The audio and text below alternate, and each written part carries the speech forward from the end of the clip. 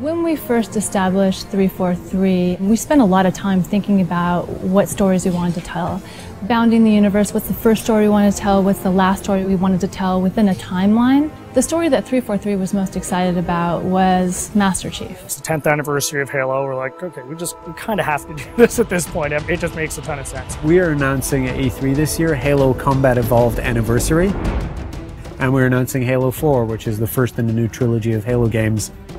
I think for most people, Halo 1 is the quintessential Halo.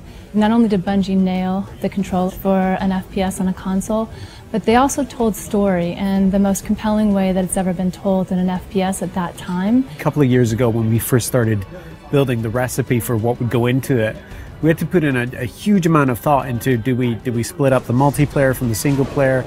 Do we use the original Halo multiplayer and try and make netcode work with that? Do we use reach code and keep that infrastructure and that ecosystem going? First thing we wanted to do is make it look like a 360 title. How would it look if this game came out today? How would it feel? How would it be different? Sometimes you find little additions that's like, God, I wish if this could have been in there 10 years ago, and it looks so right in there right now.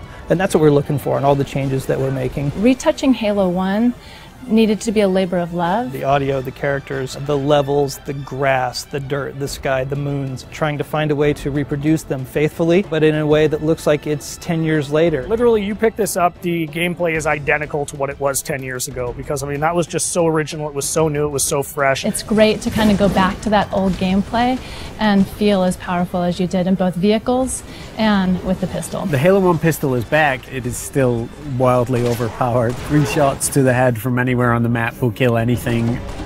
It's all in there. If you love flying into the beach on Silent Cartographer and starting in that first big fight, that's in there. It's looking like 2011. Co-op play was probably one of my favorite features 10 years ago.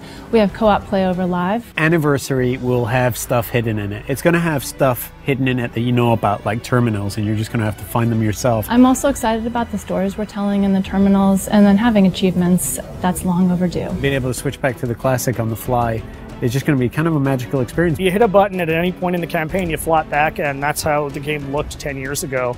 It's just great from a history standpoint to just look at it and go like, oh wow, my god, this is the game I remember. It feels like a modern game. It feels like an FPS that came out yesterday. It does not feel 10 years old. So we didn't touch the gameplay, but it's amazingly beautiful now. You look up in the sky and you see the Halo ring and you see the mountains and you're like, I've never been someplace like this before. And I feel that again now, seeing it. I mean, I feel it like I did 10 years ago. The beauty of this is this time on Xbox Live, you can just get back together with the same old crew and the same old posse, and I think virtual pizza parties are going to be the order of the day. It's super exciting to finally be able to talk about what we've been working on for the last years. Just reliving the Halo 1 campaign. For most people, the overall experience is going to be pretty incredible. We get Halo, we respect Halo, we appreciate it, and we're going to do right by it. What we're going to see at E3 is just going to be a first taste of that. I'm looking forward to being able to dish out a little bit more in the months to come. At PAX this August, we have Halo Fest, where you'll hear more about Halo 4,